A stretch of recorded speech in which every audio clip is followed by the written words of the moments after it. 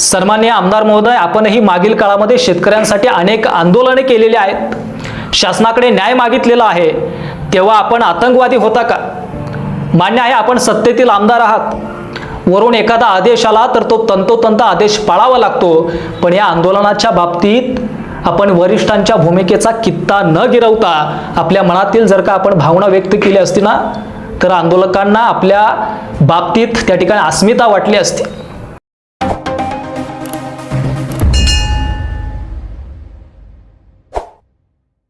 मित्रो, नीट परीक्षा घोटाळा आणि पेपर फुटीमुळे लाखो विद्यार्थ्यांचं भवितव्य अक्षरशः अंधारामध्ये सापडलंय. जंतर मंतरवर आंदोलन करणाऱ्या निष्पाप मुलांना अक्षरशः गुराढोरासारखं मारलं जातंय. मुलींची कपडे फाटेपर्यंत त्यांच्यावरती लाठी चालवली जाते आणि इकडे सन्माननीय आमदार महोदय या आंदोलनाला आतंकवाद आणि दहशतवाद म्हणतायत. खरंच तर आहे काय चुकीचं आहे? या सरकारला प्रश्न विचाराल तर आतंकवादी ठरवलं जातं, न्याय मागण्यासाठी तोंड उघडलं तर दहशतवादी ठरवलं जातं. या देशातली सगळीच मुलं आज आतंकवादी आणि दहशतवादी आहेत, कारण या व्यवस्थेनं त्यांच्यावरती प्रश्न विचारण्याची वेळ आणून ठेवली आहे. अन्यायाविरोधात आणि केंद्रीय शिक्षण मंत्री धर्मेंद्र प्रधान यांच्या राजीनाम्याची मागणी करत जेव्हा विद्यार्थी दिल्लीच्या जंतर मंतरवरती शांततेत रस्त्यावरती उतरले होते, तेव्हा त्यांना उत्तर म्हणून काय मिळालं? पोलिसांचा लाठीचार्ज, अश्रूंच्या नळकांड्या. या व्यवस्थेच्या लाट्या खाऊन मुलं अक्षरशः रक्तबंबाळ झाली. पण दडपशाही इथंच थांबत नाही. आपला हक्क आणि न्याय मागणाऱ्या मुलांच्या आंदोलनाला थेट आतंकवाद म्हटलं जात आहे. त्यात शिक्षण मंत्र्यांचा राजीनामा न मागण्याची किंवा न घेण्याचा सल्ला देखील त्यांच्याकडून दिला जातोय. लोकशाहीत स्वतःच्या भविष्यासाठी लढणारा विद्यार्थी आतंकवादी आणि दहशतवादी कसा काय असू शकतो? प्रत्येक वेळी सरकार विरोधातील प्रत्येक आवाज लाठीच्या आणि पोलिसांच्या माध्यमातून बळावरचा किंवा बळाचा वापर करून दाबला जातोय. सन्माननीय आमदार महोदय, आपण म्हणाला दिल्लीमध्ये नीट परीक्षेच्या बाबतीत विरोधकांनी धुडगूस घातलाय. देशात एका प्रकारे आतंकवादासारखी परिस्थिती निर्माण केली जाते. ते करण्याचं काम इंडिया आघाडी असेल किंवा महाविकास आघाडीच्या माध्यमातून केलं जातंय.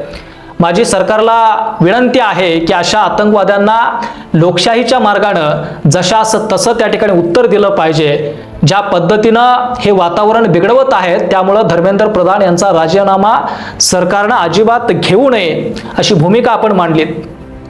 आमदार महोदय, ज्या आंदोलकांना आतंकवादी म्हणून तुम्ही त्या ठिकाणी रिकामे झालात, मोकळे झालात, त्या आंदोलकांचं वास्तव आणि आकडेवारी काय सांगते?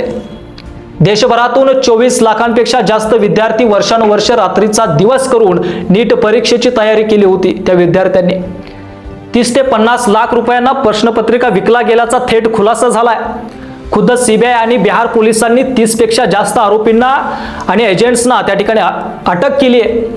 बिहारपासून महाराष्ट्रापर्यंत पेपर फुटीचं राकेट उघडं पडलंय.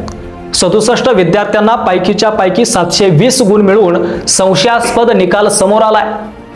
जेव्हा देशातील 24 लाख मुलांचं भविष्य एका रात्रीत लिलावात निघतं, तेव्हा न्यायासाठी संसद आणि जंतर मंतरवर जाणारा हा तरुण देशाचं भवितव्य असतो, आतंकवादी नसतो.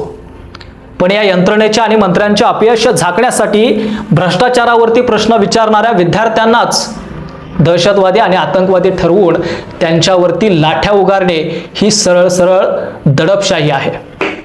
प्रश्नपत्रिका फोडणाऱ्या दलालांवरती कडक कारवाई करण्याऐवजी तुम्ही न्यायाची भीक मागणाऱ्या निष्पाप विद्यार्थ्यांवरती देशद्रोहाचे शिक्के मारणे हा लोकशाहीचा सगळ्यात मोठा पराभव आहे. आज देशात कुठलीही राष्ट्रीय परीक्षा असो, नीट असो, नेट असो वा राज्य लोकसेवा आयोगाच्या परीक्षा असोत, पेपर फुटी आणि घोटाळा हा आता प्रथाच बनलेली आहे.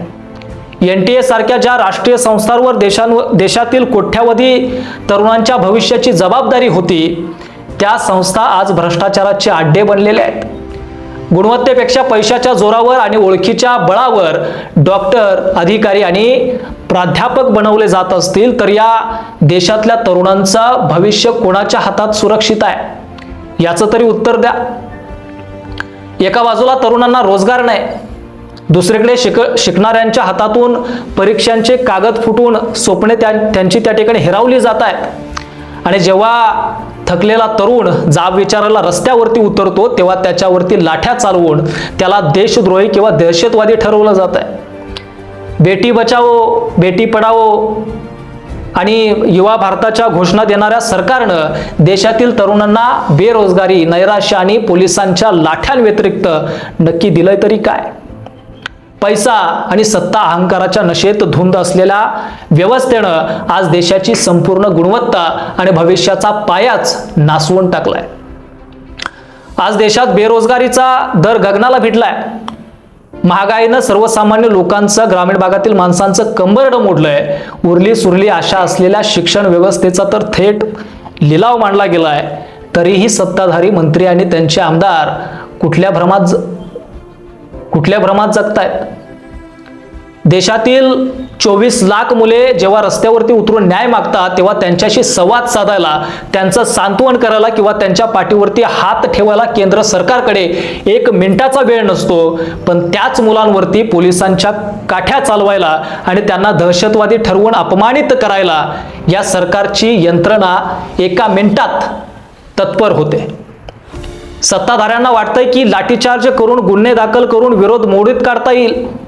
पण त्यांना हे समजत नाहीये की तुम्ही संस्था नासवल्या, परीक्षा पद्धती नासवल्या, देशाची अर्थव्यवस्था नासवली. पण जर या देशातल्या तरुणांचा आत्मविश्वास आणि संविधानावरचा विश्वास नासवला तर हा देश कसा चालणार? डोळ्यांवर सत्तेची पट्टी बांधून बसलेल्या या व्यवस्थेला आता तरुणांचा हा आक्रोश खडबडून जागा करेल. कारण सहनशीलतेलाही एक मर्यादा असते. सन्माननीय आमदार महोदय, आपणही मागील काळामध्ये शेतकऱ्यांसाठी अनेक आंदोलने केलेली आहेत, शासनाकडे न्याय मागितलेला आहे. तेव्हा आपण आतंकवादी होता का? मान्य आहे, आपण सत्तेतील आमदार आहात. वरून एखादा आदेश आला तर तो तंतोतंत आदेश पाळावा लागतो. पण या आंदोलनाच्या बाबतीत आपण वरिष्ठांच्या भूमिकेचा कित्ता न गिरवता आपल्या मनातील जर का आपण भावना व्यक्त केली असती ना, तर आंदोलकांना आपल्या बाबतीत त्या ठिकाणी अस्मिता वाटली असती. कारण आपणही आंदोलनातून पुढे गेलेली माणसं आहोत. असो, पण इतिहास साक्षी आहे, जेव्हा जेव्हा देशातला तरुण रस्त्यावरती उतरलाय तेव्हा तेव्हा मोठ्या मोठ्या तख्तांनाही, हुकुमशहांनाही त्या ठिकाणी झुकावं लागलंय. आज जर आपण या अन्यायाविरोधामध्ये गप्प राहिलो तर उद्या प्रत्येक परीक्षेचा असाच लिलाव होईल आणि प्रत्येक प्रश्न विचारणाऱ्या तरुणाला असंच आतंकवादी आणि दहशतवादी ठरवून गप्प केलं जाईल. ही लढाई फक्त नीट देणाऱ्या परीक्षांच्या किंवा विद्यार्थ्यांची नाही आहे, तर ही देशाच्या भविष्याची, गुणवत्तेची आणि लोकशाहीच्या अस्तित्वाची लढाई आहे. हे आपण सगळेजण कदापि विसरता कामा नये. जो हक की खातिर हर जंजीर तोड़ जाते हैं, जो हक की खातिर हर जंजीर तोड़ जाते हैं, वही बुलंद आवाज में कहते हैं इनकलाब जिंदाबाद.